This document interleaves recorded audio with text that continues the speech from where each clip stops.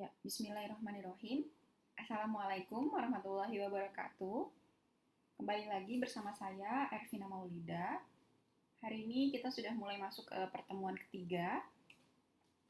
Dan seperti pertemuan-pertemuan yang sebelumnya, jadi kita masih menggunakan LMS. Untuk pertemuan ketiga ini kita masih asinkron maya, jadi kalian bisa mengakses rekaman hasil pembelajaran di LMS dan bisa menyaksikannya berulang-ulang. Untuk pertemuan ketiga ini kita akan membahas mengenai job analysis and the talent management process. Ini adalah materi lanjutan dari yang sebelumnya kita sudah membahas di pertemuan 2 mengenai strategi dan analisis manajemen sumber daya manusia. Oke, nah setelah kita kemarin di pertemuan 2 sudah membahas mengenai strategi gitu, apa saja yang harus kita lakukan sebagai human resource practitioner. Lalu kita sudah juga menganalisis sebenarnya manajemen sumber daya manusia itu melakukan apa aja sih gitu. Nah, sekarang kita lanjut ke proses analisis yang sesungguhnya. Jadi ini sebenarnya sudah masuk ke bab bagian perekrutan, penempatan, dan manajemen bakat gitu. Jadi di sini kita tidak lagi bicara mengenai apa itu human resource, apa itu strategi yang dilakukan di sumber daya manusia, tapi kita sudah masuk ke hal-hal teknis gitu. Dan sekarang kita akan membahas mengenai perekrutan, bagian perekrutan, penempatan, dan manajemen bakat. Nah, kita mulai dengan membahas mengenai bagaimana caranya kita menganalisis suatu pekerjaan dan bagaimana sih proses manajemen talent itu gitu. Jadi untuk mengakses materi ini, saya harapkan kepada kalian untuk bisa menggunakan alat tulisnya dengan baik dan kalian juga bisa mencatat bagian-bagian yang mungkin kalian anggap penting gitu, terutama untuk kalian yang mungkin sampai saat ini belum memiliki buku ajar yang sudah saya rekomendasikan seperti itu. Oke, baik, kita mulai saja.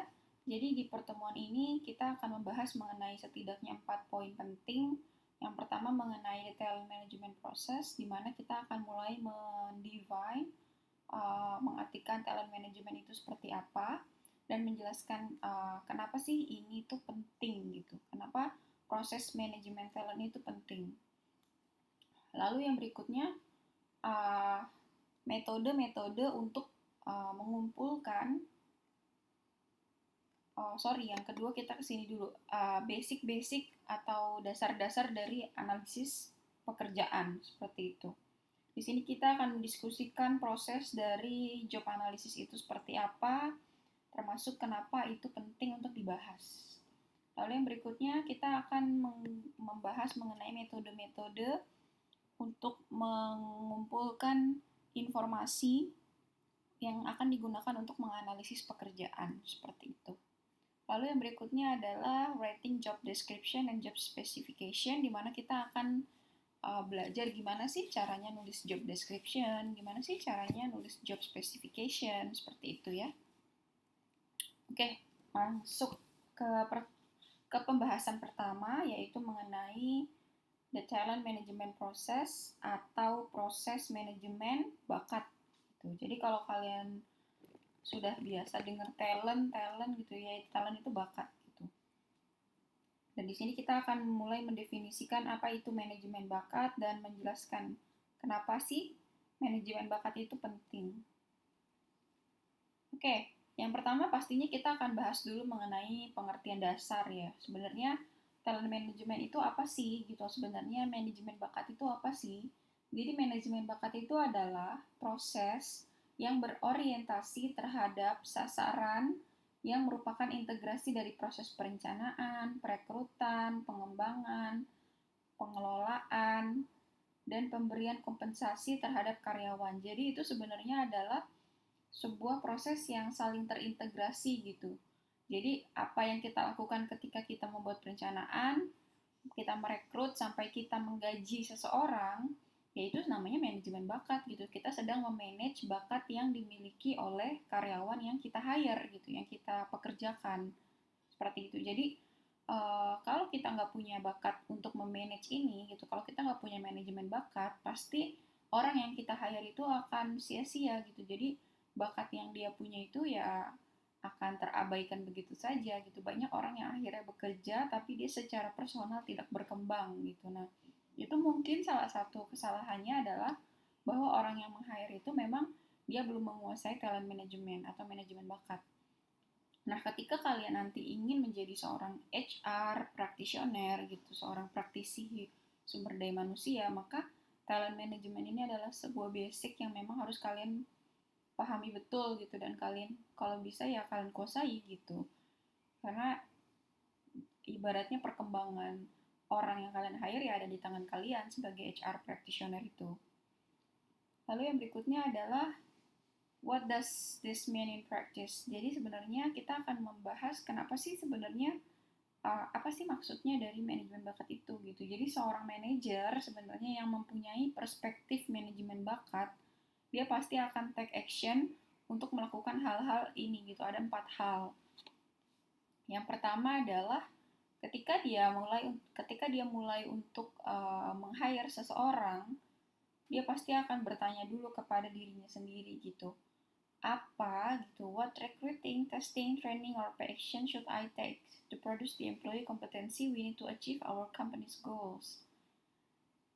Jadi perekrutan semacam apa gitu, terus tes karyawan semacam apa, training yang semacam apa, atau pembayaran yang seperti apa yang bisa saya lakukan untuk bisa menghasilkan kompetensi karyawan yang bisa mendukung tujuan organisasi. Jadi dia udah tahu nih sebagai HR practitioner tujuan organisasi dia adalah A. Maka dari situ dia berpikir apa gitu, jenis perekrutan seperti apa yang harus saya lakukan, tesnya apa nih supaya kompetensi-kompetensi yang menunjang tujuan organisasi itu bisa saya lakukan gitu dalam proses perekrutan sampai proses penggajian tersebut gitu. Jadi dia akan bertanya itu, jangan sampai dia meng-hire seseorang, dia menggaji seseorang yang justru bertentangan dengan tujuan company tersebut gitu. Jadi dia harus menanyakan ini dulu kepada dirinya sendiri sebagai langkah awal. Lalu yang berikutnya adalah the manager knows that having employees with the right skills depends as much on recruiting and training as on applicant testing. Jadi dia tuh harus sadar gitu sebagai manajer HR, dia harus sadar bahwa mempunyai karyawan dengan skill yang tepat itu sangat tergantung dari proses recruiting, dari proses rekrutmen, dari proses training, sama dari proses testing. Applicant testing itu adalah tes karyawan gitu. Jadi ketiga hal ini tuh penting banget untuk mendapatkan karyawan yang sangat tepat gitu. Jadi kalau nanti misalnya posisi kalian adalah pencari kerja, lalu di situ kalian melakukan proses pelamaran, terus kalian ada tes-tes gitu. Lalu nanti misalnya ada training-training khusus sebelum kalian misalnya pada akhirnya jadi karyawan tetap gitu. Nah, itu adalah salah satu proses yang sedang ditempuh oleh perusahaan tersebut untuk mendapatkan karyawan terbaik gitu. Pasti setiap employee selama dia manajemen bakatnya jalan, dia pasti akan mencari the best of the best gitu, karena emang mereka mau achieve their company's goals kayak gitu. Lalu yang berikutnya adalah dia sebagai manajer pasti akan menggunakan profile yang profile required human skills gitu. Jadi ibaratnya dia akan menggunakan profil manajemen profil personal yang paling tepat gitu, yang memang di situ menggambarkan pengetahuan apa sih gitu yang dibutuhkan. Jadi profil keterampilan, profil pengetahuan, profil kompetensi manusia seperti apa sih yang dibutuhkan oleh organisasi tersebut gitu. Jadi dia pasti akan menggunakan profil yang tepat gitu, sehingga profil tersebut bisa diformulasikan dengan baik gitu untuk menentukan seperti seleksi apa yang harus digunakan untuk misalnya profile knowledge-nya adalah misalnya orang yang paham bahasa Inggris, berarti kan dia tahu nih untuk selection mungkin dia menggunakan tes apa untuk mencari orang yang bahasa Inggrisnya bagus misalnya gitu. Atau misalnya behaviors, dia mau orang yang misalnya gigih, dia pasti akan tahu tuh, oh mungkin selectionnya akan pakai mungkin tes ini gitu. Jadi ketika kita sudah punya profil orang yang kita butuhkan secara pengetahuan, keterampilan, dan sikap, mungkin dari situ kita bisa menentukan jenis seleksi apa yang harus ditempuh, training apa yang harus dilakukan, sampai ke compensation, kayak gitu. Lalu yang berikutnya adalah HR manager itu need to make sure they are using the same skill profile to recruit or to select or to train a place for a particular job, seperti itu. Jadi dia pasti akan menggunakan profil yang sama untuk menselect sampai memilih gitu orang yang tepat pada suatu jenis pekerjaan gitu. Jadi dia misalnya untuk dosen gitu, untuk a particular job di sini for example dosen. Ya pasti dia akan menggunakan same skill profile gitu.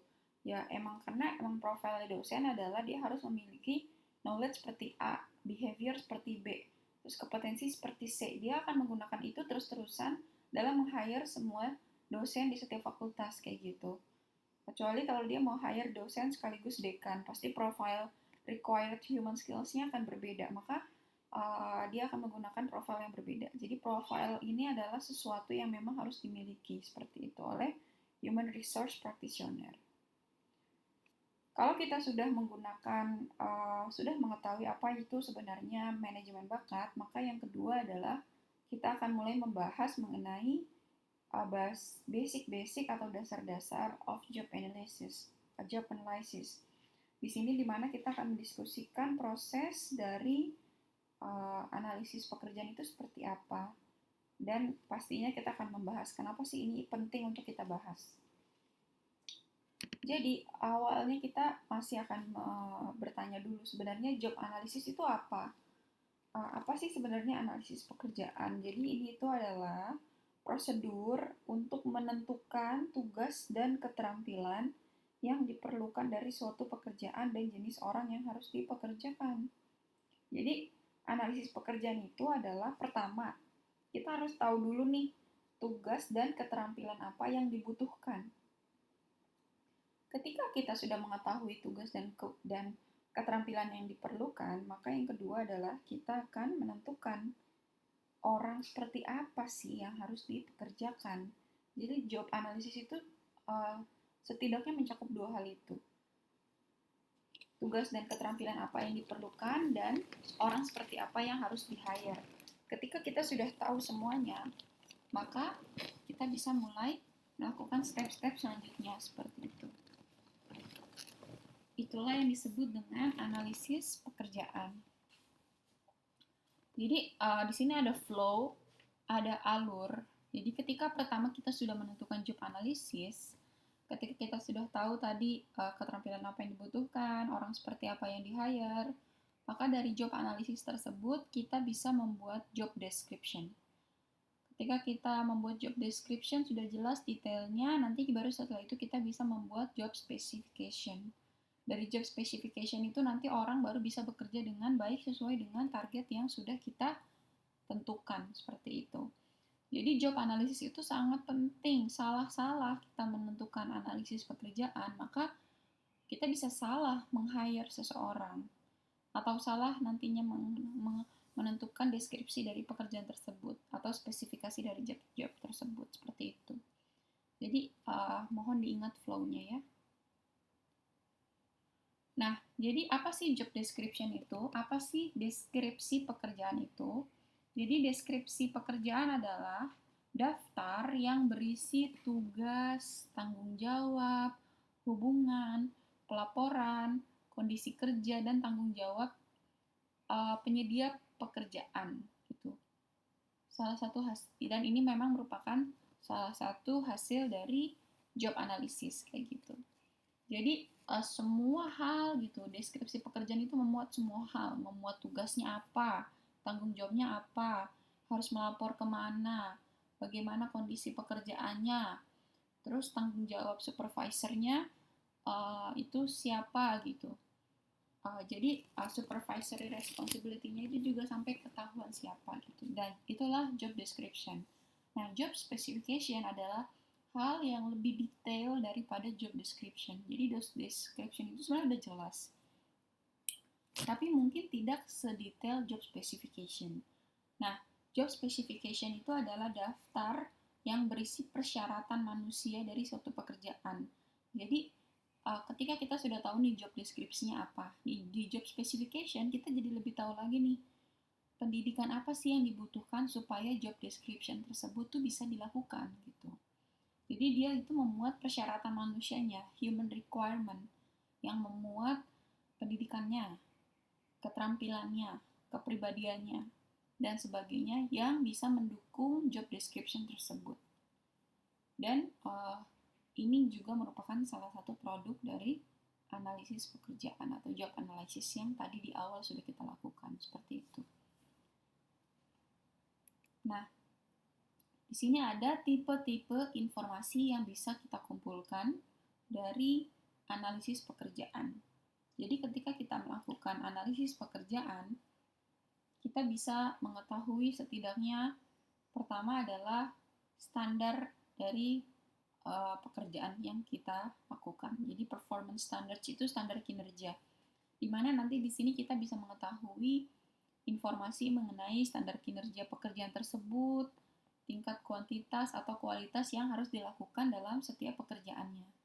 Jadi secara standar kita tahu dia tuh harus ngapain gitu. Dari job analysis itu kita tahu, oh ketika misalnya si A standarnya itu dia hanya memproduksi 5 barang, tapi ternyata dia pada kenyataannya hanya mampu memproduksi 3 barang, berarti secara standar dia belum mencapai hal yang seharusnya gitu. Jadi kita bisa menentukan apa ya tindak lanjutnya, seperti itu. Jadi performance standar itu mencakup quality seperti apa yang mau dicapai, lalu kuantitinya seperti apa yang mau dicapai, seperti itu. Lalu yang berikutnya adalah human behaviors, di mana di sini kita mengetahui bahwa oh ternyata ada perilaku-perilaku yang harus dimiliki gitu terkait dengan suatu pekerjaan tertentu.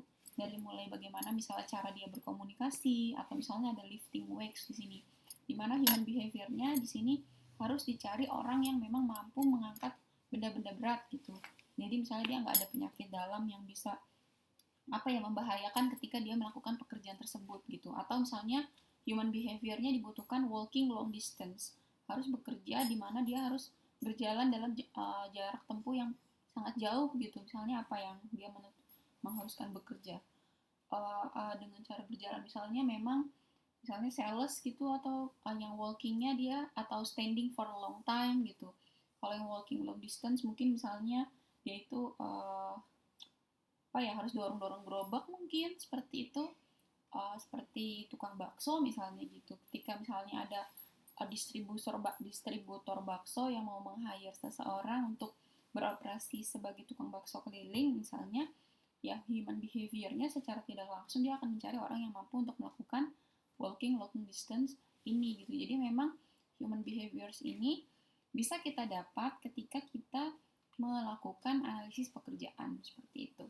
Nah, selain performance standards, human behavior, kita juga bisa mendapatkan work activities atau aktivitas pekerjaan yang bisa kita lihat dari misalnya itu yang bisa memuat list-list gitu.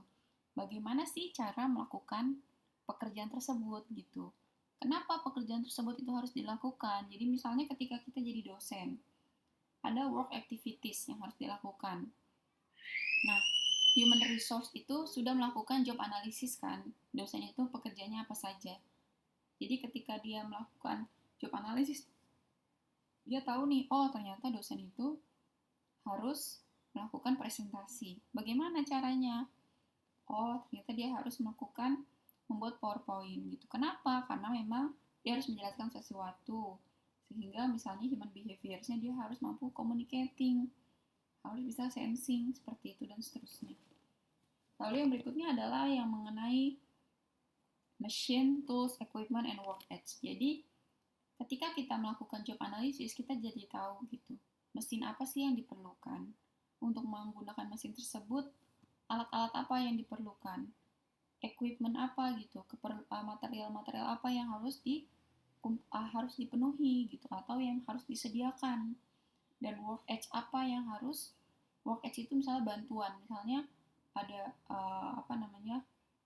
bantuan-bantuan yang harus dilakukan gitu. Atau misalnya disediakan juga misalnya obat-obatan yang diperlukan apabila misalnya terjadi kecelakaan kerja gitu dan seterusnya. Nah, ini semua itu juga berkaitan dengan finance atau law. Jadi hukum-hukumnya gitu dalam ketenagakerjaan. Misalnya ketika kita tahu nih bahwa ini adalah pekerjaan yang berat yang bisa mungkin merenggut nyawa karyawan kita, maka di situ kita harus comply with law, harus taat hukum. Misalnya kita harus menyediakan ruangan sebesar apa gitu supaya tidak suffocating gitu, tidak ngap gitu. Jadi secara law itu pasti diatur dalam ketenagakerjaan tentang kebersihannya, higienitas, jumlah ruangan, penerangan dan seterusnya. Jadi equipment, machine tools ini sangat berkaitan dengan law. Jadi ketika human resource practitioner mau mencari tahu mengenai apa yang diperlukan terkait dengan poin ini, dia juga harus tahu mengenai hukum yang berlaku, seperti itu. Termasuk dengan biaya-biaya yang dibutuhkan, seperti itu, berapa harga dan seterusnya.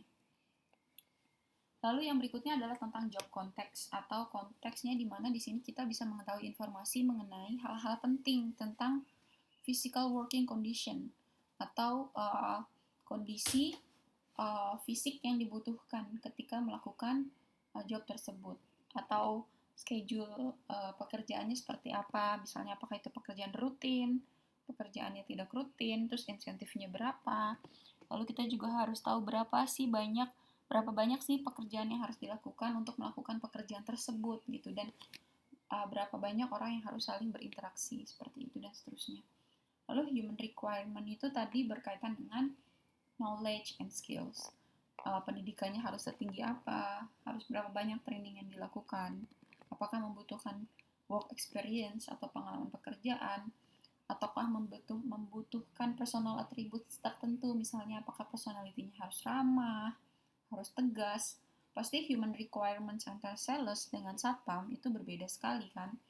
Personal attributes yang dibutuhkan, baik itu secara aptitudes, personality, interest, pasti akan berbeda antara customer service dengan misalnya katakanlah driver. Driver it can be similar with customer service officer. Jadi mungkin satpam tadilah gitu dengan customer service officer itu pasti required personal attributes-nya bisa jadi berbeda kayak gitu. Oke, dari tadi kita sudah tahu ya informasi yang bisa kita koleksi atau kita dapatkan dari menganalisis pekerjaan.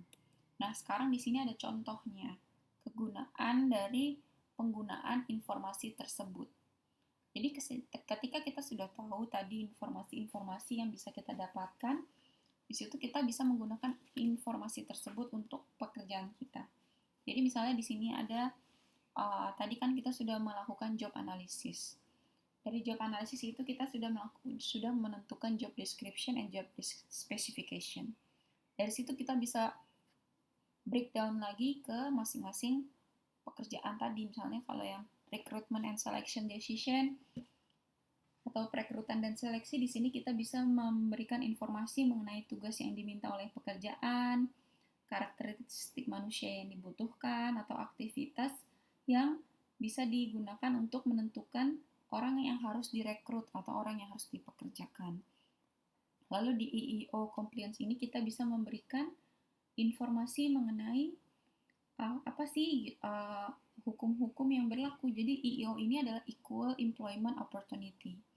Nah, di sini kita bisa memberikan informasi krusial mengenai apa sih yang pemberi kerja harus ketahui gitu terhadap setiap pekerjaan yang ada gitu. Jadi apakah itu melanggar kesamaan hak gitu antar karyawan, apakah itu melanggar misalnya ada Disability Act gitu, atau hukum yang mengatur mengenai orang-orang yang memiliki keterbatasan secara keterbatasan diri gitu, atau disability. Nah, dia harus tahu gitu apakah pekerjaan yang dia berikan itu bisa jadi melanggar hak-hak orang yang disable, misalnya tidak tersedianya kursi yang memadai, atau misalnya tidak tersedianya lift, atau misalnya lahan miring untuk pengguna kursi roda, dan seterusnya. Jadi EEO compliance ini membuat mereka menjadi bisa menentukan gitu apakah job specification-nya ini nanti akan mendukung employment opportunity tadi gitu.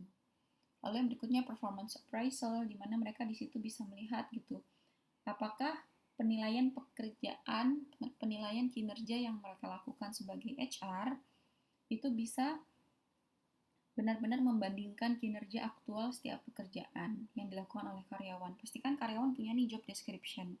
Tapi kita tahu lah ya, secara aktual apa sih yang dia lakukan, bagaimana cara dia mengerjakan bagus atau enggak. Nah gitu. Jadi dari job specification ini kita bisa menentukan gitu apa sih yang harus kita nilai. Penilaian pekerjaan seperti apa, penilaian kinerja seperti apa yang harus kita lakukan gitu. Lalu bagaimana caranya kita uh, melakukan job evaluation tentang masalah gaji, apakah udah sesuai gajinya, kompensasinya, apakah sudah sesuai dengan tingkat pendidikannya, dan seterusnya, apakah sudah sesuai dengan analisis pekerjaannya, gitu dan seterusnya. Dan juga masalah training, di mana kita bisa tahu dari job specification itu tugas spesifik dan keterampilan apa sih yang dilakukan oleh si pekerja itu. Jadi kita tahu pelatihan apa yang mungkin dibutuhkan, seperti itu. Nah, ketika kita melakukan pekerjaan, kita kan melakukan conducting job analysis. Nah, ada 2 step yang setidaknya harus dilakukan ketika kita mau melakukan analisis pekerjaan. Sorry. Yang pertama adalah kita harus memutuskan dulu nih, bagaimana kita akan menggunakan informasi tersebut. Jadi kan kita tahu nih bahwa ada informasi-informasi yang didapatkan dari job analysis tersebut. Nah, dari situ kita harus tahu bagaimana kita akan menggunakan informasi tersebut. Apakah memang akan digunakan untuk misalnya untuk menulis deskripsi pekerjaan. Apakah analisis pekerjaan itu akan digunakan untuk membandingkan pekerjaan-pekerjaan lain supaya kita tahu kompensasi yang tepat. Seperti itu. Jadi kita harus tahu dulu informasi ini mau kita gunain untuk apa. Untuk menulis job description, untuk mencari jumlah remunerasi yang tepat, dan seterusnya. Atau yang kedua, step yang kedua adalah setelah kita tahu informasi apa yang mau kita pakai dan bagaimana kita akan menggunakan informasi tersebut, kita yang kedua adalah harus meninjau informasi latar belakang yang relevan. Gitu. Jadi kita harus mencari tahu dulu nih, mereview sebenarnya struktur organisasi perusahaan itu seperti apa gitu. Organization chart-nya kayak gimana, prosesnya gimana gitu. Bagian prosesnya gimana. Dari situ kita tahu, misalnya dari situ kita tahu harus melapor ke siapa, analisis aliran kerjanya gimana, workflow analisisnya kayak gimana gitu, dan seterusnya. Jadi itu ya, step pertama adalah kita harus tahu dulu bagaimana kita akan menggunakan informasinya, itu untuk apa. Kalau yang baru, yang berikutnya kita harus mengetahui dulu apakah ada relevansinya dengan pekerjaan tersebut, organization chart dan process chart. Jadi background information-nya harus valid. Nah, tadi kita sempat membahas mengenai process chart, workflow analysis. Nah, jadi ketika kita sudah mengetahui nih, ketika kita conducting job analysis, kita kan tadi harus review gitu kan. Di poin kedua ini, step kedua, harus melihat lagi relevansinya dengan background dari organisasi tersebut. Nah, di situ kita akan bisa melihatnya dari process chart. Process chart itu adalah proses chart itu bagian aliran kerja yang memperlihatkan aliran masukan dan keluaran dari suatu pekerjaan. Jadi misalnya di sini ada job understudy quality control chart clerk, di mana di sini dia biasanya akan mendapatkan information input dari plan manager. Plan manager itu bisa juga dikatakan sebagai manajer produksi. Jadi plan itu maksudnya adalah sebuah pabrik gitu. Plan itu adalah pabrik yang dia memproduksi barang. Makanya dia disebut plan manager. Plan di sini bukan tumbuhan ya. Jadi plan manager itu adalah proyek gitu atau pabrik gitu, factory. Jadi pertama misalnya proses chartnya adalah dia akan mendapatkan informasi dari plan manager, dan juga dapat mendapatkan input gitu, mendapatkan masukan dari supplier.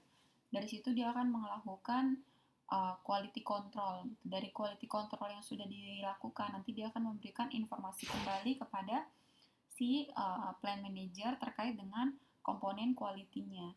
Dan dia juga akan memberikan informasi mengenai produk quality output-nya gitu. Jadi kan misalnya ini adalah pabrik baju gitu, dia akan mendapatkan informasi dari si manajer produksinya, dan juga dari supplier mengenai komponen-komponen apa sih yang diperlukan untuk membuat baju gitu.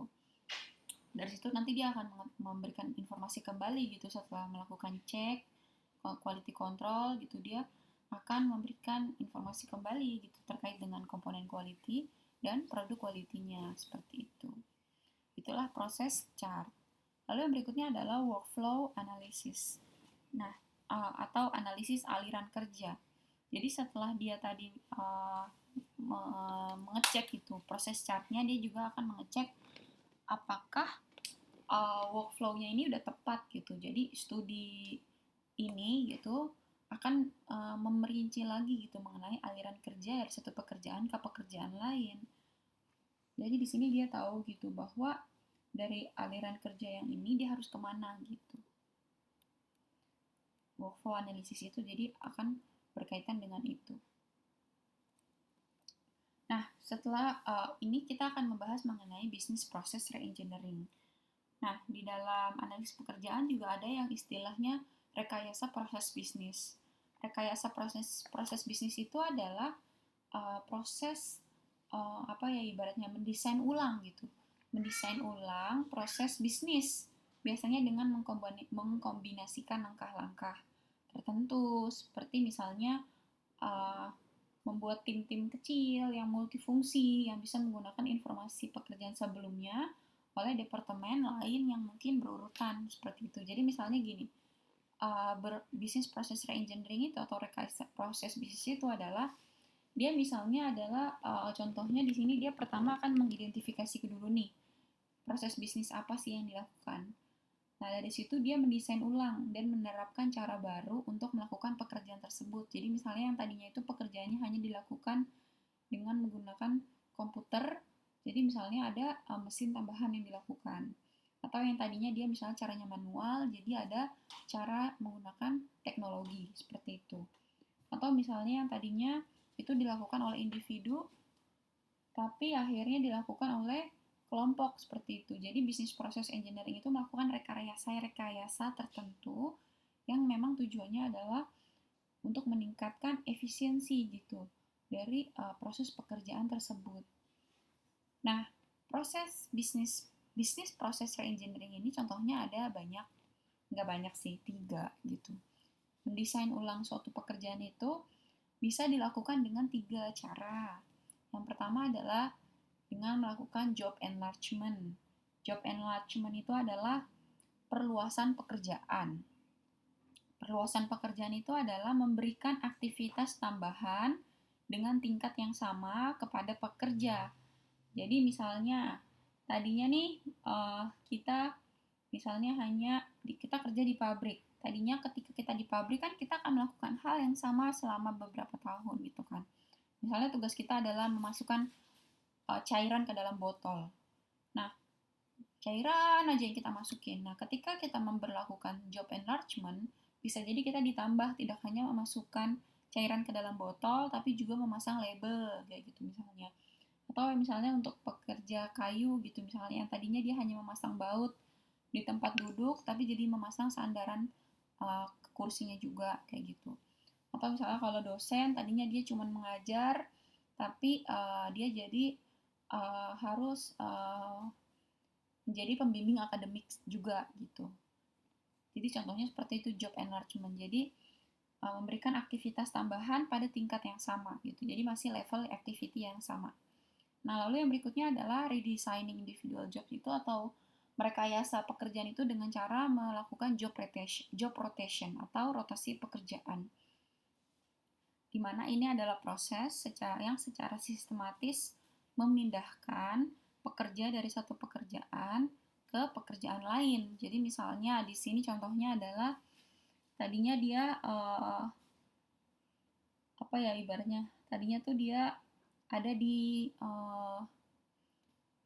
manajer akademik gitu, lalu dia dirotasi menjadi non akademik kayak gitu. Jadi dia yang biasanya cuma ngebahas masalah penelitian pengabdian masyarakat, jadi sekarang ngebahas masalah lomba-lomba, terus habis itu kegiatan-kegiatan olahraga dan seterusnya. Jadi seperti itu, ada rotasi. Atau misalnya yang tadinya dia jadi manajer pemasaran, dia dirotasi menjadi manajer penjualan. Seperti itu kan, pemasaran sama penjualan beda ya. Seperti itu. Lalu yang berikutnya adalah bisa juga melakukan rekayasa itu proses bisnis dengan melakukan job enrichment atau pengayaan, memperkaya pekerjaan, pengayaan pekerjaan. Yaitu proses yang mendesain ulang pekerjaan dengan cara meningkatkan kesempatan bagi pekerja untuk mendapatkan tanggung jawab tambahan gitu, atau memberikan pencapaian atau pertumbuhan dan pengakuan yang lebih dari pekerjaan yang seharusnya dia lakukan. Jadi misalnya tadinya nih kerjaan dia adalah membuat laporan keuangan. Jadi laporan keuangan itu dia harusnya melaporkannya kepada CEO keuangan misalnya gitu. CFO ya berarti. Kan finance. Terus diganti gitu karena ada job enrichment, maka yang harus memeriksa adalah dia sendiri gitu. Dia disuruh memeriksa yang mana nih yang salah menurut kamu gitu. Nah dari situ sebenarnya dia sedang diberdayakan gitu, diberikan kesempatan, diberikan otoritas untuk memeriksa pekerjaannya sendiri gitu. Dari situ dia bisa belajar dari kesalahannya sendiri. Itu juga sebenarnya merupakan proses dari rekayasa proses bisnis atau job enrichment. Seperti itu ya contohnya. Jadi diingat kalau ditanya ini ada berapa jenis gitu.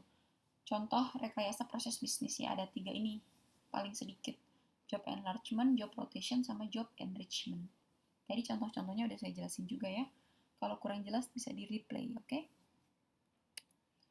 Oke, yang ketiga kita akan mulai masuk membahas mengenai metode-metode untuk mengumpulkan informasi mengenai analisis pekerjaan. Methods for collecting job analysis information. Yang pertama adalah metode yang kita bisa lakukan untuk mengumpulkan informasi mengenai analisis pekerjaan. Informasi analisis pekerjaan adalah dengan melakukan interview. Ini adalah yang paling general, paling umum jamak dilakukan gitu. Yang pertama adalah dengan melakukan wawancara, di mana di sini wawancara analisis pekerjaan itu biasanya berkisar dari wawancara yang tidak terstruktur sampai wawancara yang sangat dari yang tidak terstruktur sampai yang terstruktur sekali gitu, sampai yang sampai yang terstruktur itu benar-benar melis sampai ratusan item yang harus ditanyakan seperti itu. Jadi ini ada contohnya, di sini ada ya typical question, kayak misalnya ditanya menurut kamu apakah pekerjaan yang dilakukan ini seperti apa sih gitu. Terus apa sih sebenarnya tugas utama dari pekerjaan kamu gitu. Apa saja gitu, misalnya persyaratan yang sebenarnya menurut kamu dibutuhkan gitu, pendidikan apa sih yang harusnya melakukan pekerjaan ini, apakah perlu ada sertifikasi tertentu atau license tertentu, terus di aktivitas apa sih kamu berpartisipasi, dan seterusnya. Benar-benar ditanya sampai kita akhirnya bisa mendapatkan banyak informasi mengenai pekerjaan tersebut gitu. Nah, hal yang penting yang harus diingat dalam melakukan interview adalah orang yang diinterview atau interviewee itu harus mengerti tujuan dia di interview itu untuk apa. Jadi kita sebelum interview harus bilang gitu, oke, selamat datang.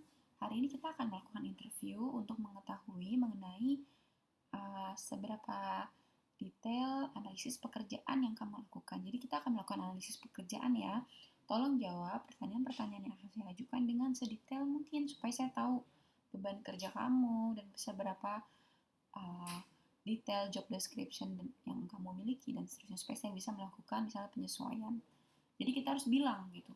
Kalau kita nggak bilang, nanti dia kira dia lagi di interview untuk menanyakan seberapa efisien pekerjaan yang dilakukan, sehingga dia nanti akan pura-pura efisien.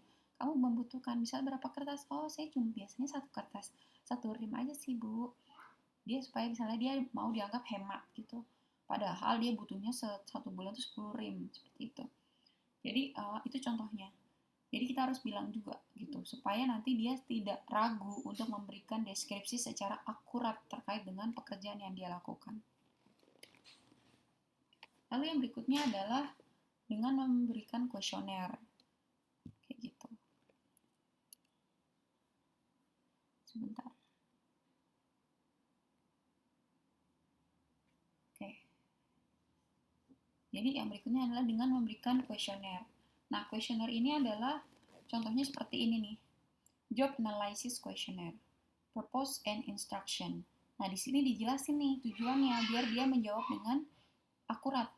Because no one knows the job as well as the person doing it, we are asking you to complete this form. The purpose is to obtain current information on your job based on a review of job duties and responsibilities. We are not asking about your job performance, only what your job requires you to do. Gitu. Jadi dia nanya intinya tuh satu, what your job requires you to do. Kayak gitu. Nah, di sini ada data employee-nya, summary of duties or responsibilities-nya. Jadi di sini harus detail. Nah, questionnaire ini bukan questionnaire yang harus dijawab pakai pilihan ganda. Jadinya memang questionnaire ini adalah bagaimana dia harus mendescribe, itu menjelaskan. Jadi ini kualitatif ya, bukan kuantitatif, ini kualitatif. Responsibility dari yang harus dia lakukan. Nah, important yang harus diingat adalah some questionnaire are structured checklist. And the other extreme, itu dia cuma nanya gini. Jadi beberapa questionnaire jadi akan sangat terstruktur seperti ini. Seperti itu. Jadi benar-benar ada satu-satu ditanyain. Tapi ada juga yang benar-benar cuma satu pertanyaan doang. Describe the major duties of your job. Jadi di sini benar-benar dia harus berpikir gitu, nggak ada pertanyaan yang mengguide gitu. Jadi kan kalau ini kan ada pertanyaan yang mengguide kan, summary, listing of job duties, required training on job. Di sini ada guidance gitu, dia harus jawab apa.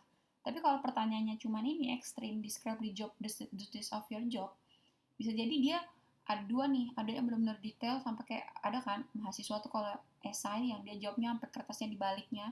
Tapi ada juga yang jawabnya singkat banget kayak orang jawab pertanyaan orang nanya jalan gitu. Nah, karyawan juga bisa jadi kayak gitu. Ada yang describe the major duties of your job-nya dengan in detail perspektif, ada juga yang not detail kayak gitu. Nah, ini contohnya ya tadi. Ini contoh lainnya. Jadi di sini dia bukan contoh lainnya, ini lanjutannya. Jadi lanjutan dari job analysis questionnaire ini yang ini. Sorry. Jadi di sini ada listing of job duties-nya. What do you do on your job? Please list your job specific duties or responsibility in the space below. Terus, are there duties you are now performing that are not now in your job description? Ada nggak sih pekerjaan yang saat ini tuh kamu lakukan, tapi sebenarnya nggak ada tuh di job description kamu gitu? Itu jawab di situ. Terus menurut kamu, what is the minimum level of education necessary to perform your job? Terus ada juga pertanyaan misalnya, required training on job. What is the level of on the job or classroom training someone requires to do your job? Dan seterusnya.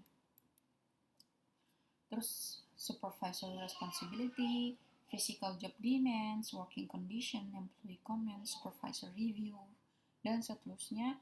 Ini ketika dijawab si HR practitioner ini, atau misalnya kalau dibilang itu HC gitu ya, jadi tahu gitu, oh ternyata pekerjaannya tuh kayak gini di mata karyawan. Dari situ dia bisa menentukan job analisis sama job specification yang baru, bisa menentukan agenda-agenda training yang baru, bisa menentukan skema pembayaran remunerasi yang baru, dan seterusnya. Sampai sini jelas? Saya harap jelas ya, kayaknya saya sudah menjelaskan in detail manner. Kalau misalnya ada yang kurang jelas, silahkan di replay ya. Oke, metode yang kedua yang bisa kita gunakan untuk melakukan analisis pekerjaan adalah dengan melakukan observation. Nah, observation itu, ini tadi yang ketiga ya observation, yaitu yang pertama wawancara, yang kedua adalah dengan menggunakan questionnaire description, yang ketiga adalah dengan melakukan observasi. Nah, direct observation is especially useful when jobs consist mainly of observable physical activities, like assembly line worker and accounting clerk are examples. Ini contohnya. Jadi, ini cuma berlaku untuk kerjaan yang memang secara fisik bisa diliatin gitu. Kayak misalnya orang yang bekerja di pabrik, yang dia misalnya bikin motor, dari mesin-mesinnya, terus habis itu masang baut, masang jok, dan seterusnya. Itu bisa dilihat gitu, bisa diobservasi cara dia mengerjakan. Atau misalnya accounting clerk yang emang dia bisa dilihat ngetik-ngetiknya, masukin datanya, dan seterusnya. Tapi important to notice that this kind of methods observation is usually not appropriate when the job entails a lot of mental activity, like when we are talking about lawyer or design engineer. Kalau misalnya apa sih namanya pengacara, dia banyak mikir daripada banyak gerakan. Itu sebenarnya secara observasi kita nggak terlalu bisa lihat gitu. Jadi memang ini kurang tepat aja kalau observasi kita lakukan di lawyer. Tapi kalau kita lakukan ini di pabrik itu tepat banget gitu. Mungkin orang pabrik justru ketika kita suruh wawancara, dia nggak terlalu bisa secara in details explain what they're doing gitu. Karena emang they doing the same over and over again. Jadi dia emang kalau di pabrik itu melakukan hal yang sama over and over gitu. Jadi ya emang selalu itu rutin. Tapi kalau misalnya lawyer or design engineer or misalnya arsitek or maybe like seniman gitu, art, dia itu bener-bener makanya mental activity. Jadi we cannot really judge are they doing productive or not kayak gitu. Nah, jadi di sini ketika kita berkaitan dengan mental activity, mungkin observation harus didukung dengan kegiatan lain. Jadi we are not doing observation, but also we use maybe another methods to apa ya, to adjust gitu our judgment gitu. Jadi penilaian kita nanti akan bertambah dari bukan hanya hasil observasi, tapi juga hasil penilaian dari kuesioner atau dari interview kayak gitu. Dan important to notice juga bahwa ini juga bisa jadi ada reactivity di mana the workers changing what he or she normally does because you are watching. Yeah, it's another problem. Jadi banyak orang yang dia jadi beda gaya kerjanya ketika dilihatin sama atasannya gitu. Padahal kalau nggak dilihatin sama atasan, dia itu tidur, males-malesan, banyak main HP, kayak gitu. Jadi ada reactivity, ada apa ya, ngelakuin hal yang beda gitu. Jadi karena because you are watching, they do differently, kayak gitu. Nah, how to do ini adalah cara pelaksanaannya ketika kita melakukan observation. Jadi manager use direct observation and interviewing together. One approach is to observe the worker on the job during a cycle, a complete work cycle, kayak gitu. Jadi dia harus dilihatin dari cara pengerjaannya dari awal sampai akhir. Kita catat tuh dia mengerjakan itu untuk berapa jam, berapa hari, atau berapa lama untuk melakukan pekerjaan tersebut sampai selesai. Terus kita semua catat semuanya. Dari situ nanti kita bisa membuat klarifikasi kayak gitu.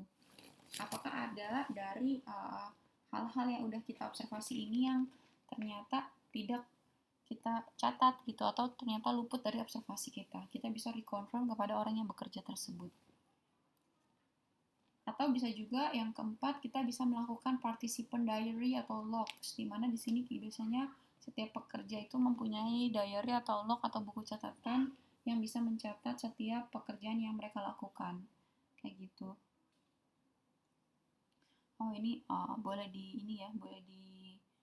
edit. Ini saya belum hapus di bagian ini.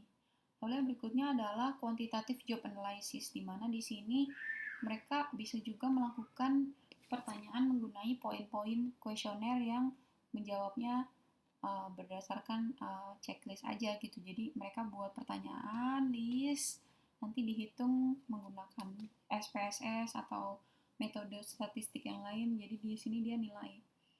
Nah, biasanya nanti ada 5PAQ atau Position Analysis Questionnaire yang dilakukan. Ini kalau nggak salah ada sekitar 194 pertanyaan yang memuat basic activities ini. Jadi misalnya di sini dia bertanya mengenai gimana sih caranya kamu membuat decision making, communication, social responsibility, terus gimana kamu mengoperasikan sesuatu, cara kamu mendapatkan informasi, dan seterusnya. Jadi pertanyaan-pertanyaan yang kayak setuju, tidak setuju, sangat tidak setuju, kayak gitu. Pertanyaannya jadi dijawabnya lebih ke arah ini sih. Apa sih penilaiannya dari 1 sampai 5 dalam skala gitu. Kalau mau lihat contoh pertanyaannya bisa ada di www.paq.com. Nah, yang keempat adalah writing job descriptions and job specification. Di sini kita explain how you will write our job description and job specification. Yang pertama kita bahas dulu job description ya. Jadi job description ini adalah hasil akhir, not akhir. Hasil produk dari job analysis yang udah kita lakukan. Jadi poin tadi nih yang tadi kita bahas, metode-metode tadi, pada akhirnya nanti akan menghasilkan hasil akhir dari analisis pekerjaan, yang dari situ kita bisa pakai untuk menulis job description dan juga job specification. Jadi job description atau deskripsi pekerjaan itu adalah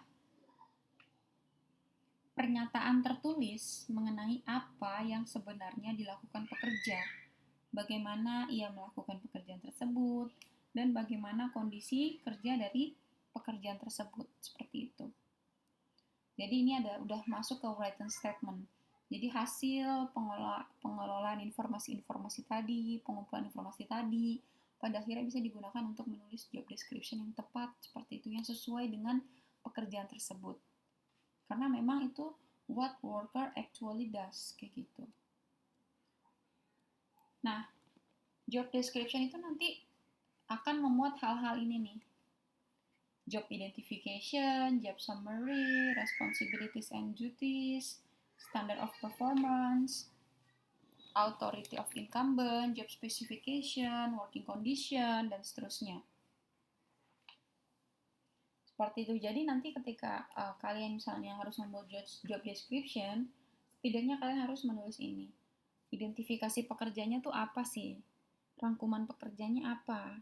Tanggung jawab dan tugasnya apa? Otoritas pemegang jabatannya itu ke siapa? Standar kinerjanya tuh gimana?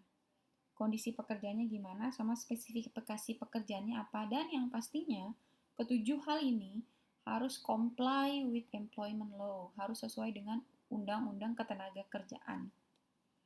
Seperti itu. Nah, di sini ada ya contohnya. Jadi, I'm not talking about a theory. Di sini ada sample, real sample. Jadi, di sini bisa kalian lihat, di sini ada identifikasi pekerjaannya. Job title-nya apa sih? Job family-nya itu apa? Division-nya masuk kemana? Departemennya apa? Job code-nya apa? Reports to siapa? Location-nya di mana? Terus ini dibuat kapan? Seperti itu. Lalu ada summary. Jadi di sini ada job summary. Tadi kan job identification sudah ya yang ada di atas, lalu job summary. Ini job summary-nya apa? Seperti itu. Scope and impact of job-nya seperti apa? Terus habis itu required knowledge and experience-nya seperti apa? Terus primary responsibilities-nya apa? Jadi ternyata si sales representative ini 60% of their responsibilities are doing driving sales, kayak gitu. Publishing and territory management. Seperti itu. Nah, di sini juga ditulis decision making responsibility for this position gitu. Jadi di situ tadi kan responsibility duties-nya udah ada, terus authority incumbent-nya juga udah ada, kayak gitu. Jadi benar-benar detail banget kayak gitu. job specification-nya jelas, terus working condition-nya juga jelas, kayak gitu. Di sini juga gajinya jelas, sorry bukan gaji, impact-nya jelas gitu. Supervisory responsibility-nya nanti juga ditulis di sini. Pokoknya ini benar-benar jelas. Jadi ketika kalian kerja in somewhere gitu, kalian juga bisa minta ini gitu. Atau mungkin kalau kalian jadi HR practitioner-nya, ternyata di perusahaan itu dia nggak punya job description yang sedetail ini, kalian bisa melakukan change management di situ. Wah, ternyata I have knowledge gitu. Kalian punya ilmu tentang cara menulis job description yang tepat dari misalnya mata kuliah saya. Kalian bisa mengikuti contoh yang saya kasih ini untuk kalian terapkan di perusahaan kalian kayak gitu.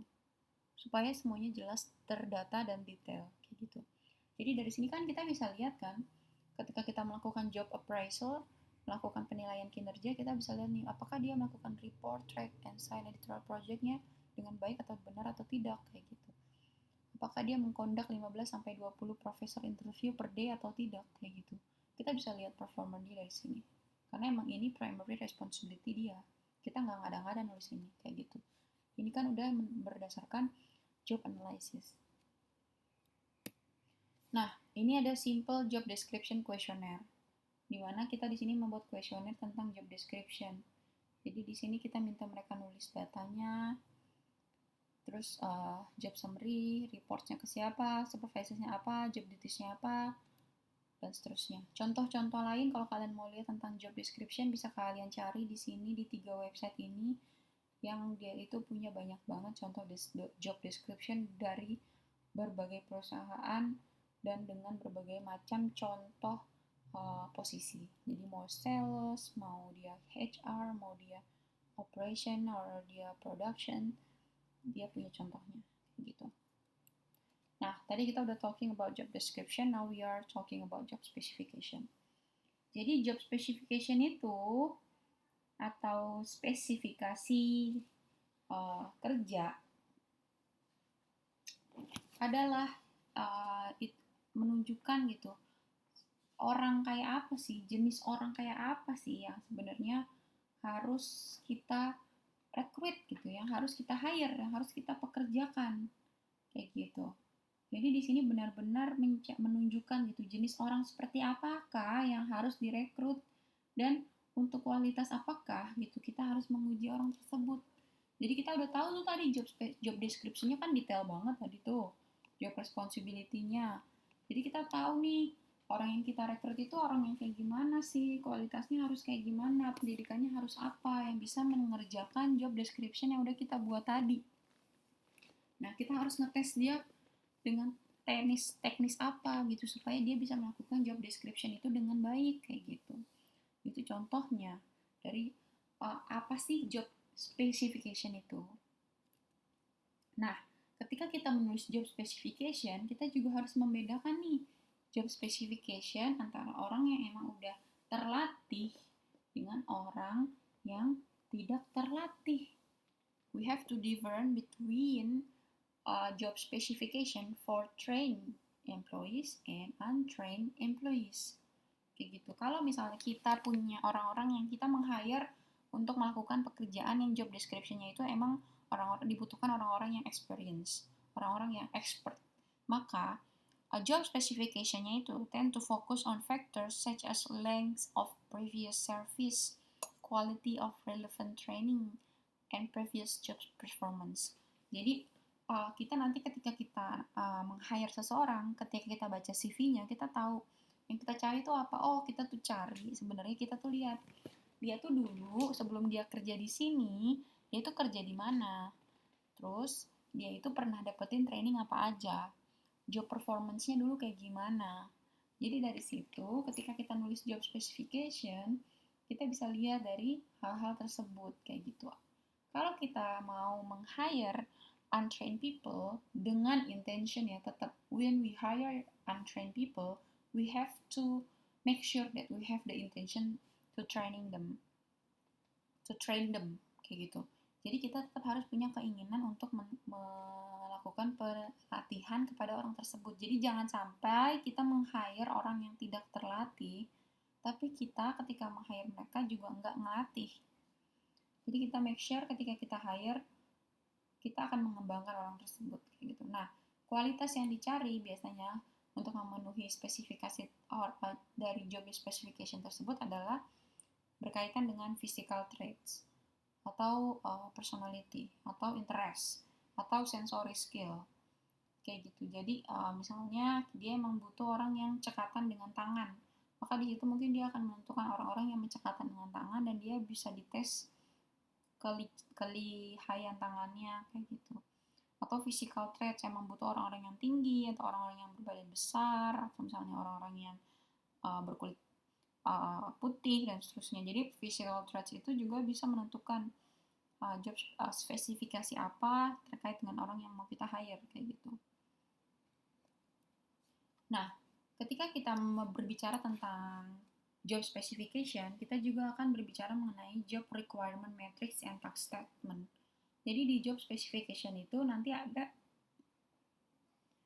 matriks penyetaraan pekerjaan. Di mana di sini deskripsinya biasanya lebih jelas, lebih lengkap tentang apa sih yang harus dilakukan oleh pekerja, bagaimana dia melakukannya, kenapa dia melakukannya gitu. Jadi matriks ini jelas banget. Nah, contoh matriks itu seperti ini ya. Nanti di matriks itu ada task statement. Jadi di matriks itu ada task statement juga, di mana di sini task statement itu adalah written item atau hal-hal yang tertulis, di mana di sini dia menunjukkan gitu bagaimana caranya si pekerja itu melakukan pekerjaan dan pengetahuan apa yang dibutuhkan dan tujuan dari pengerjaan tersebut. Jadi job requirement matrix sama task statement itu adalah bagian dari job specification. Contohnya kayak gini. Job requirement matrix itu ditulis dengan menuliskannya dalam berbagai kolom. Jadi kan kita lihat di sini ya, complete description of what worker does and how and why he or she does it. Jadi di sini dijelasin specific task. Dia udah tahu nih job deskripsinya tadi kan A sampai Z. Dari A, specific tasknya. Kayak gitu. A itu pertama arrange schedule with office assistant. Jadi ini benar-benar detail banget. Task dimensionnya adalah supervision. Importance-nya adalah 30%. Jadi misalnya in 8 hours, 30%-nya harus dia spend ke sini kayak gitu. Nah, KSAOs adalah human characteristic kayak gitu. Jadi knowledge, skill, ability, and other human characteristic yang harus dia miliki. Jadi KSAO itu nature-nya orang yang kita cari itu orang yang knowledge of office operation and policy-nya good banget gitu. Jadi ini kan ada task rating, importance to task 1 to 5. 1 is low, 5 is high. Jadi 4,9 itu berarti kita harus cari orang yang emang pengetahuan tentang operasi dalam office atau cara dia memanage, pengetahuan terkait dengan kebijakan-kebijakan kantor, cara kantor beroperasi itu dia harus tinggi sekali. Terus ability to match people to tasks according to their skill and hours availability. Jadi sebagai administrative assistant itu tinggi.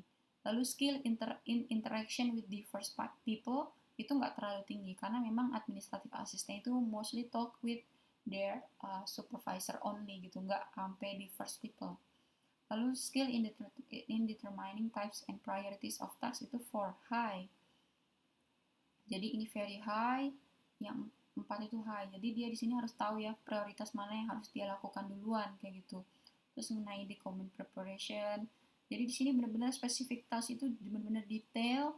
Task dimensinya apa nih, dokumen supervision atau dokumen preparation, lalu time span-nya berapa persen dari waktu yang dia butuhkan sebagai administrative assistant dalam sehari atau seminggu atau sebulan, dan nature-nya sebenarnya dia harus skill di mana nih kan, skill in use of Microsoft Word, skill to proofread, skill to creating visually appealing and understandable graphs, dan seterusnya. Yang ada important task-nya juga kayak gitu. Jadi ini benar-benar harus sangat detail. Makanya ketika kalian menjadi human resource practitioner, kalian sebenarnya lucky enough gitu, beruntung karena kalian benar-benar bisa menjamin bagaimana seseorang itu pada akhirnya bekerja dan dia mendapatkan penghasilan untuk kehidupannya kayak gitu. Kalian menjamin hak-hak mereka, kewajiban mereka, dan seterusnya kayak gitu. Ini benar-benar detail dan nggak semua perusahaan bisa sampai sedetail ini. Makanya ini penting, ilmu yang penting dilakukan atau dikuasai oleh si HR practitioner gitu, karena jujur aja gitu untuk ukuran kampus kita aja dosen nggak sampai dapat job requirement matrix sedetail ini gitu. Bahkan kita we are not getting anything like job specification juga enggak gitu. Kalau job description ada tapi memang not as detail as in theory gitu. Oke, yang berikutnya adalah kita juga bisa menulisnya selain dengan menggunakan job requirement matrix, job specification itu juga bisa ditulis menggunakan use kompetensi model. Di sini ada contohnya ketika seseorang itu dia bekerja di HR, kompetensi model yang dia harus lakukan adalah kan functional areanya HR ini. Nah, berarti secara expertise ada orang yang memang dia expertise-nya di people, ada orang yang expertise-nya di organization, ada yang expertise-nya di workplace, ada yang expertise-nya di strategi. Nah, dari sini dia bisa harus memiliki domain ini kan, dari domain ini dia harus memiliki skill ini kayak gitu. Nah, dari situ dia harus punya ini kan technical skill nih. Nah, ada juga behavioral kompetensi atau kompetensi dasar yang memang harus ada di dalam diri dia, kayak misalnya leadership and navigation, business acumen, ethical practice, relationship management, global and cultural effectiveness, dan seterusnya. Dimana technical and behavioral ini must be embedded gitu. Harus ada di dalam diri human resource practitioner itu. Maka dari situ dia nanti bisa mendapatkan efektif individual performance sampai akhirnya bisa menghasilkan outcomes yang sukses seperti itu. Jadi bisa juga dibentuk dalam definisi kompetensi model. Jadi bebas gitu, mau bentuknya kompetensi model, mau bentuknya requirement matrix, it depends on your company.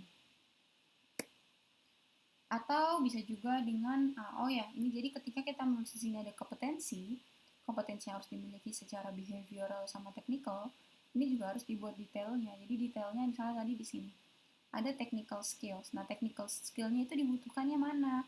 Low atau high? Oh, ternyata technical skillnya itu adalah high. Terus decision makingnya gimana? Itu high gitu. Interpersonalnya low. Leadershipnya low.